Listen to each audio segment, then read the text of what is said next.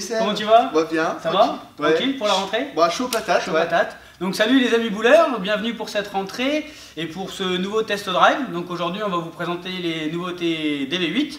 Donc toujours le test drive sur le Colorball à Reims-Tinqueux et sur Escape Factory à Moussy-le-Neuf. En compagnie donc de deux nouveaux joueurs, donc il y a Vedran Delanduy et Julien Facon pour tester ces boules. Donc je vous propose de regarder ça. Allez, c'est parti, go! Ciao. Alors, nous commençons donc ce test drive avec le village Beat and Pass. Donc c'est exactement le même, enfin c'est le même village sur les deux bowling, mais vous allez voir que malgré ce même village, les placements et les réactions de boules sont différentes. Je rappelle, le but du test drive, c'est pour comparer les différentes formes de réaction des boules, grâce aux vidéos qu'on voit et grâce aux commentaires qu'on dit. Donc vous embêtez pas à essayer de voir vraiment combien la boule prend de latte entre guillemets. C'est vraiment, comme on joue sur des pistes différents et sur deux bowling, de vraiment voir comment les boules se comportent les unes par rapport aux autres et ensuite pouvoir faire le choix parmi. Une uréthane, donc une première chez la gamme DV8. Une première avec deux couleurs. Avec deux couleurs, oui. Ouais, c'est vrai, c'est vrai. Précisé. Donc c'est la DV8 Tactic Control. Donc elle a un noyau. Donc ils ont repris le noyau des Turmoil, sorti dans un précédent test drive. Qui était une bonne série également aussi. Donc un noyau Turmoil symétrique. La coque, c'est une coque uréthane. Elle a un RG minimum plutôt moyen à 2,52 et un RG différentiel de 0,042. Donc là on peut s'en douter que le niveau d'agressivité est bas, plutôt très bas même, à 75. Par contre la longueur est plutôt moyen, avec un niveau à 100. Pour les gens qui ne connaissent pas les réactions des uréthanes, ça reste des boules normalement au départ assez roulantes mais régulières en fait. C'est assez étrange comme réaction entre guillemets pour ceux qui ne connaissent pas. Et du coup, comme c'est une première boule uréthane chez DV8, nous avons mis en comparaison donc l'uréthane de chez Brunswick, donc la dernière qui est la True Motion. Avec la Tactic Control, on a l'impression quand même qu'elle prend un chouïa de... Pas dire de profondeur, mais on voit qu'elle suit la ligne, qu'elle glisse et qu'elle revient pas follement. Et, alors que la True Motion, comme toi aussi tu l'as, tu sais qu'on peut facilement,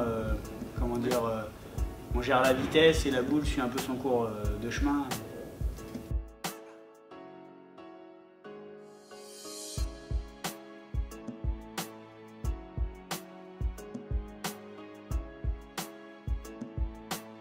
Donc là, petite comparaison de trajectoire, Tactic Control vs True Motion. Donc on voit que c'est la même trajectoire, plutôt arc. Ce qu'on peut dire que la Tactic Control est légèrement plus roulante que la True Motion. Mais quel que soit l'uréthane, en fait, ce qui est bien avec ces boules-là, c'est qu'elles sont facilement contrôlables et elles s'adaptent vraiment sur les pistes sèches, à peu huilées. Ouais, sèche, peu huilée. Après là aussi ce qui est bien, ceux qui maîtrisent un peu les uréthanes, c'est que c'est des boules qu'on peut jouer vraiment avec les surfaces de boules. Oui. Des fois même sur des villages un peu plus huilés, du coup on monte la surface, on garde la même trajectoire, donc l'idée c'est des boules vraiment contrôlables. Après c'est pas des boules, ceux qui ont une vitesse qui domine leur révolution, donc on peut tout comparer à avoir beaucoup de vitesse, c'est pas des boules qui vont forcément les aider. Hitman, Enforcer. Hitman! On a eu quoi d'autre? On a eu la première Hitman, c'est la bleu orange là. Là c'est ça, et celle-ci c'est la suite. C'est la suite? Il n'y en a pas eu d'autres. Il n'y en a eu que deux. Il y en a eu que deux, oui. C'est la suite. Perdu, il y a trop de boules qui sortent. Et toi t'avais bien aimé la première? Ah oui, c'était ma boule favorite à ce moment-là. Et là, je suis vraiment content qu'ils en sortent une. D'ailleurs, ce sera ma prochaine acquisition. Donc elle a un noyau Hitman bas RG asymétrique, une coque Enforcer Plus, donc légèrement améliorée par rapport à la première Hitman. Elle a un RG minimum de 2,52 et un RG différentiel à 0,050. Le niveau d'agressivité est lui relativement élevé à 240 et la longueur est plutôt moyenne à 140. Une boule qui a quand même une certaine longueur, avec un crochet en fin de piste qui peut être plutôt angulaire.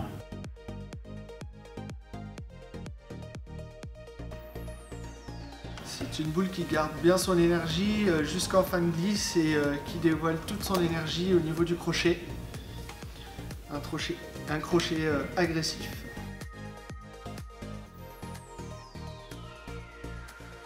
La deuxième boule préférée de Julien. Donc la boule conserve la quasi-totalité de son énergie pour tout renvoyer en fin de piste. Peut être jouée aussi bien sur des villages longs un peu médium avec beaucoup d'unité. Et la boule, une fois qu'elle touche la zone sèche, elle demande qu'à basculer. Donc pour ceux qui aiment jouer un peu contre-piste,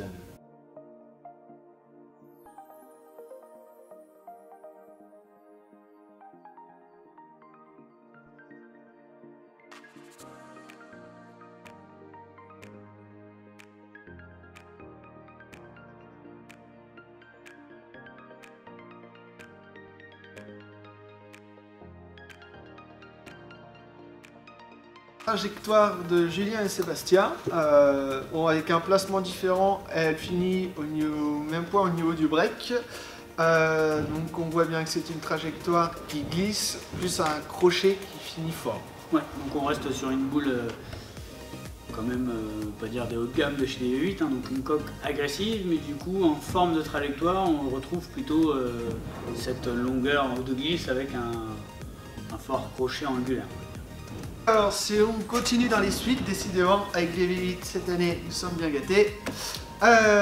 Donc c'est la DV8 Creed Rebellion qui est une suite de la DV8 Creed Revelation et de la Creed normale. Ouais, elle a un noyau avec un bas RG asymétrique, une coque composite clos solide. Un RG minimum de très bas à 2,49 et un RG différentiel à 0,055. Le niveau d'agressivité est lui très élevé à 295 et le niveau de glisse est moyen, voire élevé à 150. Du coup la boule ressort très satiné mat sortie du carton. Donc c'est une boule, quand on l'a essayée au départ, on était assez surpris parce qu'elle roulait vraiment beaucoup, on ne savait pas trop quand la jouer. Et une fois que la boule s'est faite un petit peu, du coup on a vraiment trouvé cette stabilité de jeu dans la boule, vraiment une réaction stable et facile à maîtriser, donc très roulante, mais vraiment très stable. Et du coup c'était même très intéressant parce qu'on l'a joué sur des jeux aussi dégradés et la boule en fait était hyper facile et hyper stable à jouer dans des conditions dégradées. Voilà, je reviens Sébastien sur cet argument, c'est-à-dire que la DV8 Creed c'est la dernière boule testée lors de ce test drive. Donc au total il y a eu une dizaine de boules avant qui ont été jouées comprenant les Radicals et les Brunswick. Donc c'était pas évident. Donc ouais, du coup on voit bien sa courbe qui est arrondie, elle finit quand même mais ça reste assez facile à contrôler. Qui je précise, de la part de DV8, la DV8 Creed Rebellion est la boule la plus agressive jamais sortie de la gamme DV8. C'est DV8 qui le dit. On transmet. Et surtout nous on fait les vidéos mais il y a aussi d'autres vidéos qui sortent. Donc sur les trajectoires sur la trajectoire de Sébastien, donc il a à la blanche c'est celle au color ball et la grise celle de Boussy. On peut voir c'est à peu près la même ligne de jeu. En revanche donc la trajectoire c'est une trajectoire plutôt roulante avec un fort crochet angulaire. Ouais, donc vraiment boule agressive, boule haut de sac, boule très roulante. Boule qui se stabilise mais qui a quand même de l'énergie en fin de piste. C'est sûr que c'est pas des boules qu'on jouera sur des pistes totalement sèches, mais en tout cas il faut retenir que c'est une boule roulante, arrondie, stable, quand même de la finition. Donc, vraiment facile à stabiliser. Conseil du test drive, c'est que Vedran et Julien ont remarqué qu'en réalité le village, donc là le beat and pass, peu importe le village et peu importe la piste, c'est que le village demande à être joué d'une manière, à un tel endroit, et en fait on retrouve, au-delà un peu de l'évolution du village, mais en gros on jouait quasiment toutes les mêmes lignes de jeu, à 4-5 lattes près, parce que la piste demandait à jouer là. Donc vous étonnez pas de dire on va jouer la Twist flèche 1, on va jouer la Quantum flèche 5, non, les boules sur la piste se jouent à peu près dans le même état d'esprit. C'est juste qu'après, on adapte un peu la forme de trajectoire et l'agressivité, mais ça joue à peine à 4-5 lattes, on va dire. Et après, on suit l'évolution de la piste bien. Bon, très bien les amis bouleurs, on espère que la vidéo vous a aidé à voir les différences entre les nouveautés et que nos commentaires vous ont aidé. Surtout, n'hésitez pas à nous contacter aussi bien en direct, sur Facebook, par mail, pour pouvoir avoir plus d'infos sur les boules, il n'y a vraiment pas de souci. Donc du coup, on remercie Valk Group, avec Dimitri et Tony, de nous envoyer les boules, de nous faire confiance et de pouvoir faire en sorte de vous faire partager nos impressions sur les boules. On remercie également le bowling Colorball pour nous avoir mis à disposition les pistes et la préparation du village, ainsi que le bowling Escape Factory de Moussy-les-Neufs. Ouais. Aussi merci à Vedran et à Julien d'avoir consacré un peu de temps pour tourner le test drive, parce que ça prend un certain temps. Et puis merci à Jérôme pour le temps de faire les vidéos, donc merci beaucoup. Et du coup, on vous dit à la prochaine, dans d'autres vidéos. À bientôt. À bientôt. Salut. Ciao, ciao.